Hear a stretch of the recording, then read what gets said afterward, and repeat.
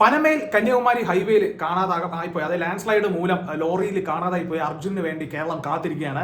അപ്പം ഇതുവരെ ഏകദേശം 6 ദിവസമായിട്ടും ഉത്തര കർണാടകയിൽ ഇവർ സെർച്ച് ചെയ്തിട്ട് ഒന്നും ഒരു കാര്യം നടക്കില്ല. കാരണം യവന്മാരാണെങ്കിൽ 8:30 മണി സമയം ആകുമ്പോഴേക്കും, രാത്രി 8:30 മണി ആകുമ്പോഴേക്കും ജോലി ടൈം തീർന്നു എന്നുള്ള രീതിയിലൊക്കെയാണ് അങ്ങ് പോകുന്നത്.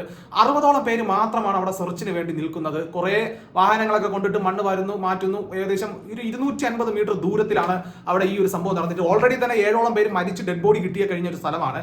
അപ്പം കേരളത്തിലുള്ള എല്ലാവരും ഭയങ്കര പ്രതിഷേധമായിട്ടുള്ള ഒരു സംഭവം, പ്രതിഷേധം അവരുടെ ഉള്ളിലുണ്ട്. അവർക്ക് കേരളത്തിലുള്ള ആളിങ്ങനെ പെട്ടുപോയിട്ട് കേരളത്തിൽ നിന്ന് ആർക്കും പോയി രക്ഷപ്പെടുത്താനോ അല്ലെങ്കിൽ ഒന്ന് സഹായിക്കാനോ പറ്റുന്നില്ല. കാരണം അവിടെ ആരെയും കടത്തി വിടുന്നില്ല, മാധ്യമ പ്രവർത്തകരെയൊക്കെ തടയുന്നു, പുറത്തു നിന്നുള്ള ആൾക്കാർക്ക് അങ്ങോട്ട് പ്രവേശനം നിഷേധിക്കുന്നു, അങ്ങനത്തെ ഒരു അവസ്ഥയാണ്. അപ്പൊ ഈ ഒരു സംഭവത്തെ കുറിച്ച് ഞാനിങ്ങനെ ആലോചിച്ചപ്പോഴാണ് 2019 കവളപ്പാറ എന്ന പാലക്കാട് ഡിസ്ട്രിക്റ്റിലെ കവളപ്പാറ എന്ന ഒരു സ്ഥലത്ത് ഇതേപോലെ ഒരു ലാൻഡ് സ്ലൈഡ് നടന്നത്. പക്ഷെ ആ ഒരു സംഭവത്തിൽ 60ഓളം ആൾക്കാരാണ് നമുക്ക് നഷ്ടപ്പെട്ടു പോയത്.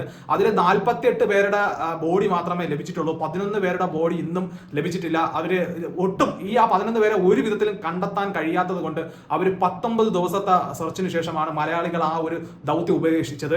അന്ന് ഈ ഒരു സെർച്ചിന് ഈ പറയുന്ന മലയാളികളെല്ലാം ഒരുമിച്ച് ഇറങ്ങിയ ഒരു സംഭവമായിരുന്നു. ഏകദേശം 300-350 ആൾക്കാരോളം മേളിലാണ് അന്ന് ഈ പറയുന്ന കവളപ്പാറ ദുരന്തത്തിൽ ആൾക്കാരെ രക്ഷിക്കാനോ അല്ലെങ്കിൽ ആർക്കെങ്കിലും ജീവൻ ഉണ്ടെങ്കിൽ തിരിച്ചെടുക്കാനോ വേണ്ടി ഒറ്റക്കെട്ടായിട്ട് ഇറങ്ങിയത്. അന്ന് ഈ പറയുന്ന പോലീസും ഫയർഫോഴ്സും മാത്രമായിരുന്നില്ല, ഒരുപാട് സന്നദ്ധ പ്രവർത്തകരും ആ നാട്ടിലെ ജനങ്ങളെല്ലാം ഇറങ്ങി സെർച്ച് ചെയ്ത ഒരു സംഭവമാണ്. 2019 ഓഗസ്റ്റ് മാസം 8-ാം തീയതി ഒരു രാത്രി 7 മണി 7:30 സമയത്തായിരുന്നു ഈ കവളപ്പാറ ദുരന്തം നടക്കുന്നത്.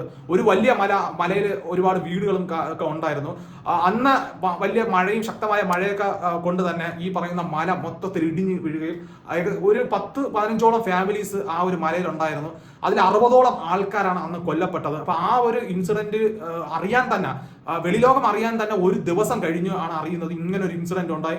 ഒരു വില്ലേജ് മുഴുവനും തകർന്നു പോയ ഒരു സംഭവം നടന്നത് കേരളത്തിൽ. അന്ന് എല്ലാവരും ഞെട്ടലോടെ തന്നെയാണ് ഈ സംഭവം കേട്ടത്. അതിനുശേഷം ആ ഒരു പ്രദേശത്ത് നിന്ന് തന്നെ ഏകദേശം 130ഓളം കുടുംബത്തെ മാറ്റി പാർപ്പിക്കുകയൊക്കെ ഉണ്ടായി. അവർക്ക് 2-3 വർഷങ്ങളൊക്കെ കഴിഞ്ഞ് പലവർക്കും വീടും സൗകര്യങ്ങളൊക്കെ ലഭിക്കുകയുണ്ടായി. പക്ഷേ ഈ ഒരു ഇൻസിഡന്റ് നടന്നപ്പം അവിടെ ജനങ്ങളെല്ലാം ഒത്തൊരുമിച്ച് പോയി ആരെങ്കിലും ഒരാളെ രക്ഷിക്കാൻ പറ്റുമോ എന്നറിയാൻ വേണ്ടി ആ ഒരു സ്ഥലത്ത് അത്രയും മലയാളികൾ സെർച്ച് ചെയ്ത ഒരു ചരിത്രം നമ്മുടെ കേരളത്തിൽ തന്നെ നടന്ന സംഭവമാണ്. നമ്മുടെ കേരളത്തിൽ പല ഇൻസിഡന്റിൽ ഇതേപോലെ ആൾക്കാർ, അതായത് പോലീസോ ഫയർഫോഴ്സോ എത്തുന്നതിന് മുമ്പേ തന്നെ ജനങ്ങൾ മുന്നിട്ടിറങ്ങി നടത്തുന്ന ഒരുപാട് രക്ഷാപ്രവർത്തനങ്ങൾ നമ്മുടെ കേരളത്തിൽ ഉണ്ടായിട്ടുണ്ട്. ഈവൻ നമ്മളെ റീസെന്റ് ഇറങ്ങിയ നമ്മുടെ ഗുണാക്കേവിൽ പെട്ടുപോയ ഒരു വ്യക്തിയെ രക്ഷിക്കാൻ സ്വന്തം കൂട്ടുകാരൻ ഇറങ്ങിയ, മലയാളി എന്ന നിലയ്ക്ക് സ്വന്തം കൂട്ടുകാരൻ പോലും ഇറങ്ങിയ ഒരു ചരിത്രം നമുക്കുള്ളതാണ്. അപ്പം അങ്ങനെ മലയാളികൾ അത്രയും പ്രതിഷേധത്തിലിരിക്കുകയാണ്. കർണാടകയിൽ 6-7 ദിവസമായിട്ട് മണ്ണിനടിയിൽ പെട്ടുപോയ ഒരു ലോറിയുടെ ഒരു അംശം പോലും ഇവർക്ക് ആർക്ക് കണ്ടെത്താൻ പറ്റിയില്ല. അങ്ങ് മറ്റേ ചന്ദ്രനിൽ വെള്ളം ഉണ്ടാ എന്ന് നോക്കാൻ പോവുകയാണ് നമ്മുടെ ഇവിടുത്തെ ശാസ്ത്രജ്ഞന്മാര്.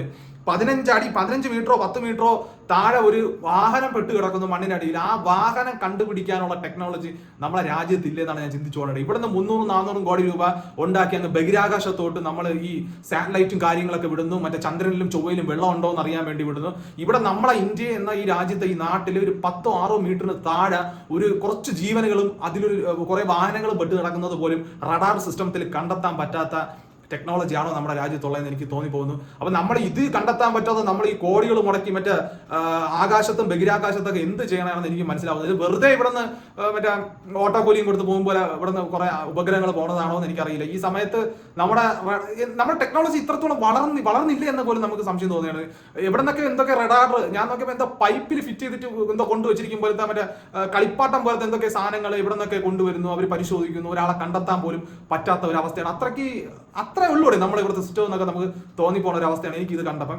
അപ്പൊ ഞാൻ ഇന്നലെ ഈ സംഭവം നടന്നപ്പോൾ 2019 കവളപ്പാറയിൽ നടന്ന ഇത്രയും വലിയ ഒരു ദുരന്തത്തിനെ കുറിച്ച് ആലോചിക്കുന്നു. അവിടെ അത്രയും ആൾക്കാരെ കണ്ടുപിടിക്കാൻ നമ്മൾ മലയാളികൾ മുഴുവനും ഒരുമിച്ച്, അവിടെ പോലീസെന്നോ അല്ലെങ്കിൽ ഫയർഫോഴ്സെന്നോ അല്ലെങ്കിൽ വലിയ ഉദ്യോഗസ്ഥരെന്നോ ഈഗോയോ ഒരു പ്രശ്നവും ഇല്ലാതെ രാപ്പകല് കഷ്ടപ്പെട്ട്, ഇപ്പൊ നമ്മുടെ ഇവിടെ എവിടെയെങ്കിലും റോഡ് ബ്ലോക്ക് ആയാൽ അല്ലെങ്കിൽ മണ്ണിടിഞ്ഞ് റോഡ് ബ്ലോക്ക് ആയാൽ പോലും നമ്മൾ എല്ലാവരും ഒരുമിച്ചിറങ്ങി അത് മാറ്റാനും എല്ലാം എടുക്കുന്ന മലയാളികൾ ഉള്ള ഈ നാട്ടില് പുള്ളി വേറൊരു സ്ഥലത്ത് പെട്ടുപോയി. പക്ഷെ നമ്മുടെ ഇവിടെ ആർക്കും ഒന്നും ചെയ്യാൻ പറ്റാത്ത അവസ്ഥ, ഇവിടെയുള്ള ആരെയും അങ്ങോട്ട് കടത്തിവിടാത്തൊരു അവസ്ഥ, ഇവിടെ നിന്ന് പോകാൻ പോലും ആരും എനിക്കൊന്നും മനസ്സിലാവുന്നില്ല.